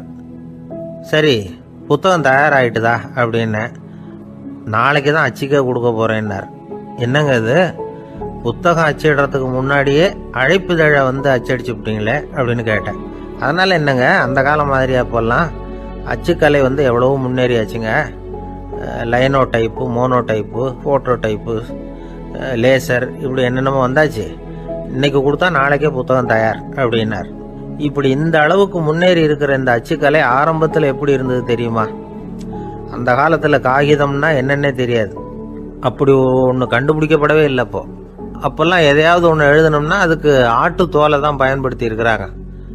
கண்ணுக்குட்டி தோல் கூட அதுக்கு உபயோகப்பட்டு தான். ஐரோப்பாவில் இருந்த பாதிரியார்கள் தோலில் எழுதப்பட்ட புத்தகத்தை தயாரிக்கிறதுல ரொம்ப கெட்டிக்காரங்களாம். எகிப்து, அப்புறம் மத்திய தரைக்கடல் ஓரத்தில் உள்ள நாடுகள், இங்கெல்லாம் தோல் தான் எழுது பொருளாக பயன்பட்டு வந்திருக்குது. ஆனால் நம்ம நாட்டில் ஓலைச்சுவடிகளை எழுத்துக்கு பயன்படுத்தி இருக்கிறாங்க. எழுதுறதுக்கு தோலை பயன்படுத்தினவங்க பிறகு பேப்பரைஸ் அப்படிங்கிற கோரை புல்லை அதுக்கு பயன்படுத்தினாங்களாம். இதெல்லாம் அப்படி கொஞ்சம் கொஞ்சமாக கண்டுபிடிச்சிட்டு வந்திருக்கிறாங்க. அந்த புல்லை கச்சிதமாக நறுக்க வேண்டியது, நல்லா பதப்படுத்த வேண்டியது, அதுக்கப்புறம் அதில் எழுத வேண்டியது, அவ்வளவுதான். பேப்பருங்கிற சொல்லே இந்த பேப்பைரஸ் அப்படிங்கிறதுலேருந்து வந்தது தான். அதுக்கப்புறம் தான் காகிதம் வந்தது. இதை முதல்ல சீன நாட்டில் தான் கண்டுபிடிச்சாங்க. அது வந்த பிறகு அச்சு எந்திரம் கண்டுபிடிக்க வேண்டிய அவசியம் ஏற்பட்டது. அதை கண்டுபிடிச்சவர் ஜெர்மானிய அறிவியல் அறிஞர் ஜான் கூட்டன்பர்க். அச்சு கலைக்கு அடித்தளம் அமைச்சவர் அவர் தான். ஜெர்மனியில் மெயின்ஸ் அப்படிங்கிற ஊரில் 1399 பிறந்தார். அவரோட மாமன் ஒருத்தர் உலோக வேலையில் வல்லவர். அவர்கிட்ட இந்த வேலையை கற்றுக்கிட்டார். அதோட வைர கற்களை பட்டை தீட்டுறதுலையும் ரொம்ப தேர்ச்சி பெற்றிருந்தார். இளம் வயசுலேயே சும்மா இருக்க மாட்டாராம், எதை செஞ்சாலும் அதை திறமையாக செய்வாராம். அவர் தான் முதல்ல மர அச்சு எழுத்துக்களை உருவாக்கினார். அது மேலே மை தடவி பிரதிகள் எடுத்தார். அதுக்கப்புறம் உலோக எழுத்துக்கள், முதல்ல காரியம், அப்புறம் இரும்பு, அப்புறம் கலப்பு உலோகம், பிறகு அச்சடிக்கிறதுக்கு எந்திரம் ஒன்றையும் உருவாக்கினார். முதல்ல பைபிள் அச்சடித்தார். 1468 அவர் இறந்து போனார். 16ஆம் நூற்றாண்டில் மேலை நாடுகளில் இருந்து மர எழுத்துக்களை கொண்டுகிட்டு தமிழ்நாட்டில் கிறிஸ்தவ நூல்களை அச்சிட்டாங்க. அப்போல்லாம் அச்சகங்கள் போதிய அளவுக்கு இங்கே இல்லை. அதுக்கு என்ன காரணம்னா, இந்தியர்கள் அச்சகங்களை நடத்தக்கூடாது அப்படின்னு சட்டம். 1835 வரைக்கும் அந்த சட்டம் நடைமுறையில் இருந்தது. இந்த நிலைமையில் அங்கேயும் இங்கேயுமா 1-2 அச்சகங்கள் ஆரம்பமாச்சு. 1713 தரங்கம்பாடியில் லூத்தரன் மிஷன் அச்சகம், அதே ஆண்டில் சென்னையில் SPCK அச்சகம். இது ரெண்டும் தான் இந்தியாவில் முதல்ல தொடங்கப்பட்ட அச்சகங்கள். ஆட்டுத்தோல்லையும் ஓலைச்சுவடியிலையும் எழுதப்பட்ட எழுத்துக்கள் இன்னைக்கு எங்கேயோ போயிட்டுது. ஆனால் நம்ம ஊரில் எழுத்தாளர்கள் நிலைமை தான் ஒன்றும் சொல்லிக்கிறது மாதிரி இல்லை. நம்ம ஆள் ஒருத்தர் சொன்னார், சார் நான் சொந்தத்தில் ஒரு அச்சாபீஸ் வச்சுருந்தேன், இப்போவும் வச்சிருக்கிறேன். அதனால் என்னுடைய படைப்புகளை புத்தகமாக வெளியிடுறதுல எனக்கு ஒன்றும் கஷ்டம் இல்லை. வருஷத்துக்கு ஒரு புத்தகம் எழுதி வெளியிட்டுருவேன். 15 வருஷமாக இலக்கிய உலகத்துக்கு இப்படி சேவை செஞ்சுக்கிட்டு வர்றேன். ஆனால் இந்த வருஷம்தான் வாசகர்கள் எனக்கு பாராட்டு விழா நடத்தி இருக்கிறாங்க அப்படின்னார். இந்த வருஷம் அப்படி என்ன விசேஷம் அப்படின்னு கேட்டோம். இந்த வருஷம்தான் நான் எந்த புத்தகம் எழுதி வெளியிடாமல் இருந்தேன், அதுக்காகத்தான் எனக்கு இந்த பாராட்டு விழா அப்படின்னார். நமக்கு முன்னாடி நமக்கு வேண்டிய ஒருத்தர் ஒரு கிளாஸில் நமக்கு பழச்சாறு கொண்டாந்து வைக்கிறாருன்னு வச்சுங்க. உடனே நாம் என்ன பண்ணுவோம்? எடுத்து கிடுகிடுன்னு சாப்பிட்ருவோம், அடுத்தவங்க யாரும் வர்றதுக்குள்ள. அதை விட்டுட்டு அதை கொண்டாந்து வச்சவர்கிட்டயே அதோட விலை என்ன அப்படி இப்படின்னு நான் கேட்டுக்கிட்டு இருப்போம். நாம் கேட்க மாட்டோம். ஆனால் காந்திஜி அப்படி கேட்டாராம். எப்போ தெரியுமா? 1935. அந்த வருஷம் மே மாதத்தில் ஒரு நாள் காந்திஜி டெல்லியில் இருக்கிறார். அப்போ அவருக்கு 2 டம்ளர் மாம்பழச்சாறு கொண்டாந்து கொடுக்குறாங்க. அதை வாங்குறார். இதோட விலை என்ன அப்படின்னு கேட்டார் காந்திஜி. யாருக்கிட்ட கேட்டாருன்னா மனுபென் காந்திகிட்ட கேட்குறார். அவங்க தான் கொண்டாந்து கொடுக்குறாங்க. காந்திஜிக்கு உதவி செய்கிறதுக்காக அவர் கூடவே இருந்தவங்க அவங்ககிட்ட தான் கேட்குறாரு. காந்திஜி சும்மா வேடிக்கைக்காக இப்படி கேட்குறாருன்னு நினச்சிட்டாங்க அந்த அம்மா. அதுவும் இல்லாமல் அதோட விலையை கேட்டால் காந்திஜி நிச்சயமாக அதை சாப்பிட மாட்டார் அப்படிங்கிற பயம் வேறு. அதனால் அந்த அம்மா பதில் எதுவும் சொல்லாமல் கம்முன்னு இருந்துட்டாங்க. கொஞ்ச நேரம் ஆச்சு. அந்த பழச்சாறு வச்ச இடத்துல அப்படியே இருக்குது, வச்சபடியே இருக்குது. காந்திஜி அதை சாப்பிடவே இல்லை. மனுபென் காந்தி பார்த்தாங்க. மெதுவாக காந்திஜிக்கிட்ட போய் அதை சாப்பிடுங்களேன் அப்படின்னாங்க. பழச்சாறு விலை என்னன்னு கேட்டேன், அதுக்கு பதில் இல்லை. அது முதல் தப்பு. பதிலை எதிர்பார்த்திருந்தும் அதை பற்றி விசாரிக்கலை, அது 2வது தப்பு. இப்படி 2 தப்புகளை பண்ணிவிட்டு என்கிட்ட இதை சாப்பிடுங்கன்னு சொன்னால் அது எப்படி அப்படின்னு கேட்டாராம் காந்திஜி. மனுபென் காந்தி என்ன சொல்கிறதுன்னு தெரியாமல் திகைச்சு போய் நின்றுக்கிட்டு இருந்தாங்க. காந்திஜி தொடர்ந்து சொன்னாராம், இப்போ என் முன்னாடி வச்சிருக்கிற இந்த பழச்சாறு விலை சுமாராக ஒரு ₹1/2 இருக்கும். அது அந்த காலத்து மதிப்பு. இந்த பழச்சாறு இல்லாமல் கூட என்னால் இருக்க முடியும். ஆனால் அவசியமான பொருள்களை வாங்கிறதுக்கு கூட சக்தி இல்லாத மக்கள் இந்த நாட்டில் நிறைய பேர் இருக்கிறாங்க. அப்படி இருக்கிறப்போ எனக்கு என்னத்துக்கு இந்த விலை உயர்ந்த பானம்? இதை இப்போ நான் சாப்பிட்டா என் உடம்பு வேணும்னா ஆரோக்கியமாகலாம், ஆனால் என் மனசு அமைதி அடையாது. எனக்கு என்னுடைய உடல் ஆரோக்கியத்தை விட மன ஆரோக்கியம்தான் முக்கியம். அதனால் இதை நான் சாப்பிட மாட்டேன், எடுத்துகிட்டு போயிடு அப்படின்னாராம். அந்த சமயத்தில் ஒரு அகதி பொண்ணு 2 குழந்தைகளோட காந்திஜியை பார்க்கறதுக்காக வந்தது. வணக்கம் சொல்லிச்சு. காந்திஜி உடனே தனக்கு முன்னாடி இருந்த பழச்சாற்றை எடுத்து அந்த பொண்ணுக்கிட்டையும் குழந்தைகள்கிட்டையும் கொடுத்து சாப்பிட சொன்னார். அவங்க அதை வாங்கி ரொம்ப சந்தோஷத்தோடு சாப்பிட்டாங்களாம். அதை பார்த்த காந்திஜி முகத்தில் ஒரு புன்னகை, ஒரு பரவசம், ஒரு திருப்தி. அவர் மனசு நிறைஞ்சி இருந்தது. அப்போ அவர் சொன்னாராம், ஆண்டவன் எனக்கு எப்பவும் சரியான சமயத்தில் கை கொடுப்பாருங்கிறது அதுக்கு இதுதான் அத்தாட்சி. நான் ஒரு இக்கட்டான சூழ்நிலையில் இருக்கிறப்ப கூட கடவுளின் கருணையால் அந்த சூழ்நிலை என்னை பாதிக்கலை. என் கூட இவ்வளவு நாள் பழகியும் கூட இங்கே இருக்கிறவங்க எனக்கு அதிக விலை உள்ள பழரசத்தை கொடுத்தாங்க. ஆனால் சரியான நேரத்தில் அதை சாப்பிட வேண்டியவங்களை என்கிட்ட அனுப்பி வச்சு என்னை சந்தோஷப்படுத்தினார் கடவுள், அவருக்கு நன்றி அப்படின்னாராம் மகாத்மா காந்தி. உடல் ஆரோக்கியத்தை விட மன ஆரோக்கியம்தான் எனக்கு முக்கியம்னு சொன்னார் பாருங்க. அதை நாம் எல்லாரும் மனப்பூர்வமாக இன்றைக்கி சிந்திச்சு பார்க்கணும். இந்த காலத்தில் எல்லாரும் அப்படியா நினைக்கிறாங்க? எனக்கு தெரிஞ்ச ஒருத்தர் இருந்தார். தினமும் காலையில் ஒரு காபி சாப்பிட உட்கார்ற நேரத்தில் பக்கத்து வீட்டுக்காரர் வந்து சேருவார் கரெக்டாக. உடனே அவரும் தனக்குன்னு